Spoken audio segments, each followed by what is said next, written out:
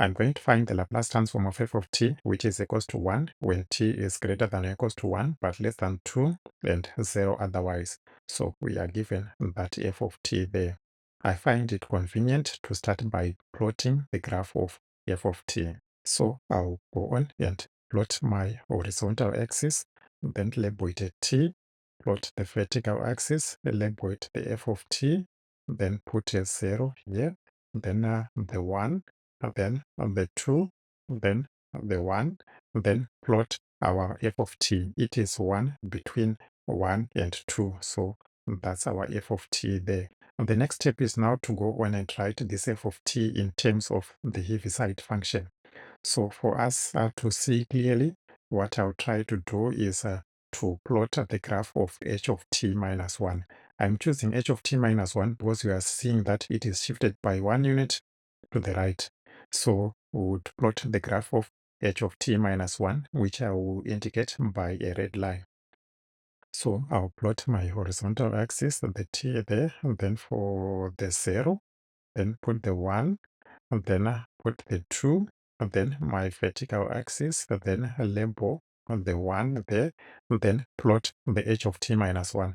H of t minus 1 is h of t shifted by 1 unit to the right, so that's our h of t minus 1 there. Then we are also having the point here, so it's indicating we're having an h of t minus 2, a graph shifted by 2 units to the right, so I need to plot the graph of h of t minus 2, which I'll indicate by a green line. So the h of t minus 2 is this one here by a green line.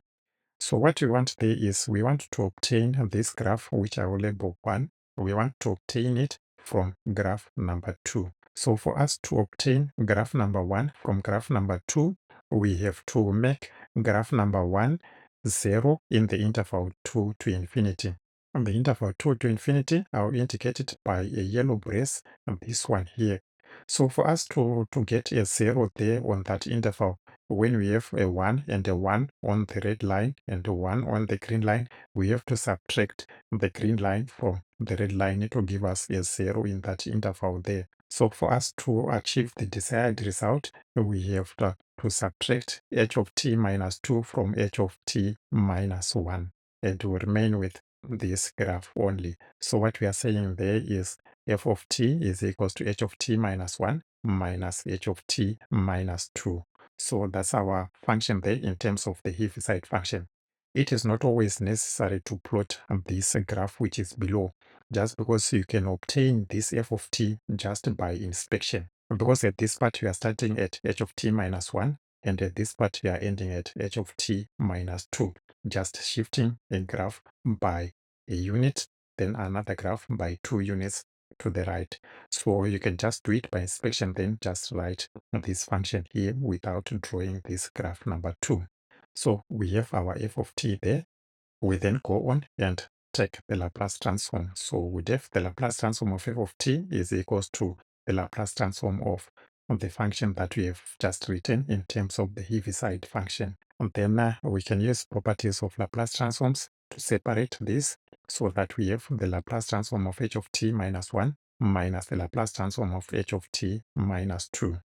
So we now have to find those Laplace transforms, and we are going to use the table of Laplace transforms. So from the tables, we would have to find the Laplace transform of h of t minus 1. For our table of Laplace transforms, we have an f of t, which is of this form, h of t minus c. Compare it with the highlighted part there, we see that our c is equals to 1. So if c equals to 1, we substitute it here, then we have the Laplace transform is equals to exponent of minus 1 times s divided by s, which will simplify to exponent of minus s divided by s. So we are saying the Laplace transform of this highlighted part is exponent of minus s over s, so we have exponent of minus s over s. And then we go on and look at the next part, the Laplace transform of h of t minus 2. So for h of t minus 2, we see that it is of this form here, h of t minus c. And by comparison of the two highlighted parts, we see that our c there is equals to 2. C equals to 2, we substitute it on this part here, so that we have our Laplace transform is exponent of minus 2 times s over s, which will simplify to exponent of minus 2s over s.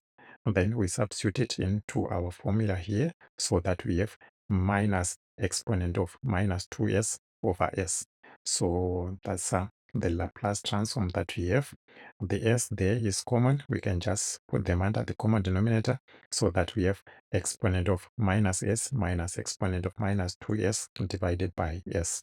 So that's the Laplace transform of the given f of t.